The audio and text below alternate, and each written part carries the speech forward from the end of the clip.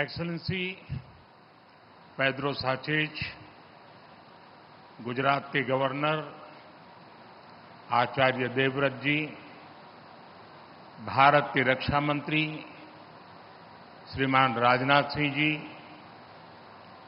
विदेश मंत्री श्रीमान एस जयशंकर जी, यहां के लोकप्रिय मुख्यमंत्री श्रीमान भूपेंद्र भाई पटेल, स्पेन और राज्य सरकार के मंत्रीगण, एयरबस और टाटा टीम के सभी साथी, देवी और सज्जनों, नमस्कार। बुएनोस दियास।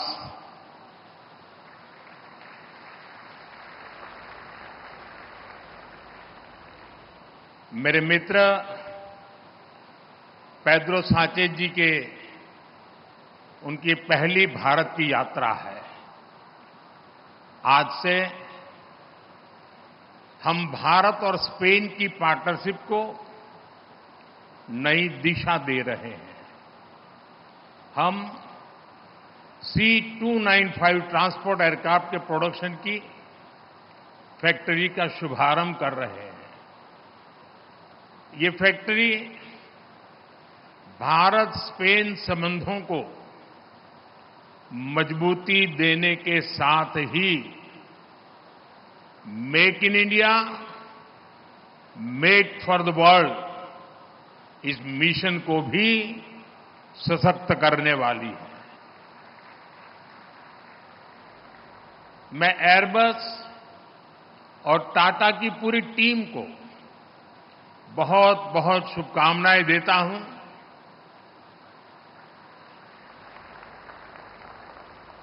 कुछ समय पहले ही हमने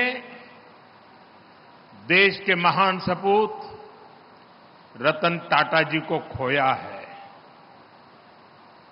रतन टाटा जी आज अगर हमारे बीच होते तो शायद सर्वाधिक खुशी उनको मिलती, लेकिन उनकी आत्मा जहां भी होगी वो आज प्रसन्नता का अनुभव करते होंगे।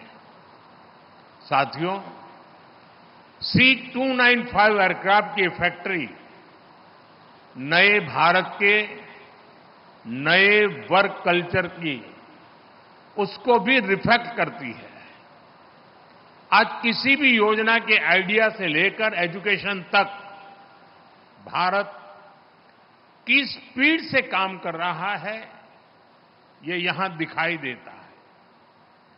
2 साल पहले अक्टूबर में ही महीने में इस फैक्ट्री का निर्माण शुरू हुआ। आज अक्टूबर महीने में ही ये फैक्ट्री अब एयरक्राफ्ट के प्रोडक्शन के लिए तैयार है। मेरा हमेशा से ये फोकस रहा है कि प्लानिंग और एग्जीक्यूशन में अनावश्यक देरी न हो। जब मैं गुजरात का सीएम था तब यहीं बड़ोदरा में ही बॉम्बार्डियर ट्रेन कोच बनाने के लिए फैक्ट्री लगाने का फैसला हुआ था। इस फैक्ट्री को भी रिकॉर्ड समय के भीतर ही प्रोडक्शन के लिए तैयार किया गया था। आज इस फैक्ट्री में बने मेट्रो कोच हम दूसरे देशों को भी एक्सपोर्ट कर रहे हैं। मुझे पूरा विश्वास है कि भविष्य में इस एयरक्राफ्ट फैक्ट्री में बने विमान दूसरे देशों को भी एक्सपोर्ट किए जाएंगे। फ्रेंड्स, प्रसिद्ध स्पेनिश कवि अंतोनियो मचादो ने लिखा था, traveller there is no path, the path is made by walking. इसका भाव यही है कि लक्ष्य तक पहुंचने के लिए जैसे ही हम पहला कदम उठाते हैं, रास्ते अपने आप बनते चले जाते हैं। आज आप देखिए, भारत में डिफेंस मैन्युफैक्चरिंग इकोसिस्टम नई ऊंचाइयां छू रहा है। 10 साल पहले अगर हमने ठोस कदम नहीं उठाए होते तो आज इस मंजिल पर पहुंचना असंभव ही था। तब तो कोई ये कल्पना भी नहीं कर पाता था कि भारत में इतने बड़े पैमाने पर डिफेंस मैन्युफैक्चरिंग हो सकती है। उस समय की प्रायोरिटी और पहचान दोनों इंपोर्ट की ही थी, लेकिन हमने नए रास्ते पर चलना तय किया, अपने लिए नए लक्ष्य तय किए और आज इसका नतीजा हम सबकी आंखों के सामने है। साथियों, किसी भी पॉसिबिलिटी को प्रॉस्पेरिटी में बदलने के लिए राइट प्लान और राइट पार्टनरशिप जरूरी है। भारत का डिफेंस सेक्टर का कायाकल्प राइट प्लान और राइट पार्टनरशिप का उदाहरण है। बीते दशक में देश ने ऐसे अनेक फैसले लिए जिससे भारत में एक वाइब्रेंट डिफेंस इंडस्ट्री का विकास हुआ।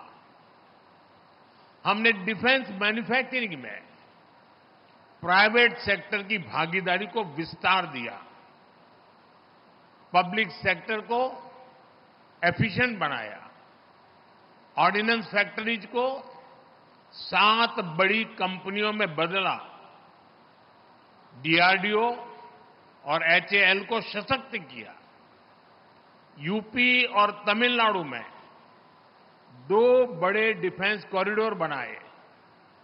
ऐसे अनेक निर्णयों ने डिफेंस सेक्टर को नई ऊर्जा से भर दिया। आईडेक्स यानी इनोवेशन फॉर डिफेंस एक्सीलेंस जैसी स्कीमों ने स्टार्टअप्स को गति दी। बीते 5-6 सालों में ही भारत में करीब 1000 नए डिफेंस स्टार्टअप्स बने हैं। बीते 10 वर्षों में भारत का डिफेंस एक्सपोर्ट 30 गुना बढ़ा है। आज हम दुनिया के 100 से अधिक देशों को डिफेंस इक्विपमेंट एक्सपोर्ट कर रहे हैं। साथियों, आज हम भारत में स्किल्स और जॉब क्रिएशन पर बहुत अधिक फोकस कर रहे हैं। एयरबस और टाटा की इस फैक्ट्री से भी भारत में हजारों रोजगार का निर्माण होगा। इस प्रोजेक्ट के कारण एयरक्राफ्ट के 18,000 पार्ट्स की इंडिजीनियस मैन्युफैक्चरिंग होने जा रही है। देश के किसी हिस्से से एक पार्ट मैन्युफैक्चर होगा तो देश के किसी दूसरे हिस्से में दूसरा पार्ट मैन्युफैक्चर होगा। और ये पार्ट बनाएगा कौन? हमारे माइक्रो और स्मॉल इंडस्ट्रीज ये काम करने वाले हैं। हमारे एमएसएमईज इस काम का नेतृत्व करेंगे। हम आज भी दुनिया की बड़ी एयरक्राफ्ट कंपनियों के लिए पार्ट्स के बड़े सप्लायर में से एक है। इस नई एयरक्राफ्ट फैक्ट्री से भारत में नई स्किल्स को, नए उद्योगों को बहुत बल मिलेगा। साथियों, आज के इस कार्यक्रम को मैं ट्रांसपोर्ट एयरक्राफ्ट की मैन्युफैक्चरिंग से आगे बढ़कर के देख रहा हूं। आप सभी ने पिछले एक दशक में भारत के एविएशन सेक्टर की अनप्रेसिडेंटेड ग्रोथ और ट्रांसफॉर्मेशन को देखा है। हम देश के सैकड़ों छोटे शहरों तक एयर कनेक्टिविटी पहुंचा रहे हैं। हम पहले से ही भारत को एविएशन और एमआरओ डोमेन का हब बनाने के लिए काम कर रहे हैं। ये इकोसिस्टम भविष्य में made in India civil aircraft का रास्ता भी बनाएगा। आप जानते हैं कि अलग अलग भारतीय एयरलाइंस ने 1200 नए एयरक्राफ्ट खरीदने का ऑर्डर किया है दुनिया को। अब शायद दुनिया की कंपनी किसी और देश का ऑर्डर ही नहीं ले पाएगी। यानी भविष्य में भारत और दुनिया की जरूरतों को पूरा करने के लिए सिविल एयरक्राफ्ट की डिजाइन से लेकर मैन्युफैक्चरिंग तक इस फैक्ट्री की बड़ी भूमिका होने वाली है। साथियों, भारत के इन प्रयासों में वडोदरा शहर एक कैटलिस्ट की तरह काम करेगा। ये शहर पहले से ही एमएसएमईज का स्ट्रांग सेंटर है। यहां हमारी गतिशक्ति यूनिवर्सिटी भी है। ये यूनिवर्सिटी हमारे अलग अलग सेक्टर के लिए प्रोफेशनल तैयार कर रही है। वडोदरा में pharma sector, engineering and heavy machinery, chemicals and pharmaceuticals, power and energy equipment, ऐसे अनेक सेक्टर से जुड़ी अनेकों कंपनियां वडोदरा में है। अब ये पूरा क्षेत्र भारत में एविएशन मैन्युफैक्चरिंग का भी बड़ा हब बनने जा रहा है। और इसके लिए मैं आज गुजरात सरकार को, यहां के मुख्यमंत्री श्रीमान भूपेंद्र भाई को और उनकी पूरी टीम को उनकी आधुनिक औद्योगिक नीतियों के लिए, निर्णयों के लिए बहुत बहुत बधाई देता हूं, उनकी सराहना करता हूं। साथियों, वडोदरा में एक और खास बात है। ये भारत का एक महत्वपूर्ण कल्चरल सिटी भी है। ये हमारी सांस्कृतिक नगरी है। इसलिए आज स्पेन के आप सभी साथियों का यहां वेलकम करने में मुझे विशेष खुशी हुई है। भारत और स्पेन के बीच कल्चरल कनेक्ट का अपना महत्व है। मुझे याद है, फादर कार्लोस वेले स्पेन से आकर यहीं गुजरात में बस गए थे। उन्होंने अपने जीवन के 50 वर्ष यहीं बिताए। अपने विचारों और लेखन से हमारी संस्कृति को समृद्ध किया। मुझे उनको कई बार मिलने का सौभाग्य भी मिला। उनके महान योगदान के लिए हमने उनको पद्मश्री से सम्मानित भी किया। अब मैं इतना कह रहा हूं, तब तक किसी के गले नहीं उतरेगा, लेकिन हम लोग गुजरात में उनको फादर वालेस कहते थे और वो गुजराती में लिखते थे। अनेक गुजराती साहित्य की उनकी किताबें समृद्ध हमारा सांस्कृतिक विरासत है। साथियों, मैंने सुना है कि स्पेन में भी योगा बहुत पॉपुलर है। स्पेन के फुटबॉल को भी भारत में बहुत पसंद किया जाता है। अभी कल जो रियल मैड्रिड और बार्सिलोना के बीच मैच हुआ, उसकी चर्चा भारत में भी हुई।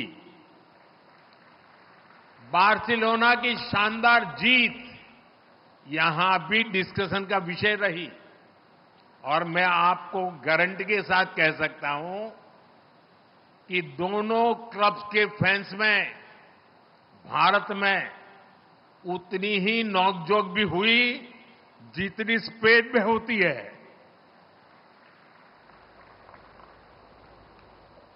साथियों, फूड, फिल्म्स और फुटबॉल सभी में हमारे रिश्ते strong people to people connect से जुड़े हैं। मुझे खुशी है कि भारत और स्पेन ने साल 2026 को India Spain year of culture, tourism and AI के रूप में मनाने का निश्चय किया है। साथियों, भारत और स्पेन की पार्टनरशिप एक ऐसे प्रिज्म की तरह है जो बहुआयामी है, वाइब्रेंट है और एवर इवॉल्विंग है। मुझे विश्वास है कि आज का यह इवेंट भारत और स्पेन के बीच ज्वाइंट कोलैबोरेशन वाले अनेक नए प्रोजेक्ट्स को प्रेरित करेगा। मैं स्पेनिश इंडस्ट्री और इनोवेटर्स को भी आमंत्रित करूंगा कि वो भारत आए और हमारी विकास यात्रा में हमारे साथी बने। एक बार फिर एयरबस और टाटा की टीम को इस प्रोजेक्ट के लिए बहुत बहुत शुभकामनाएं, बहुत बहुत धन्यवाद। Thank you.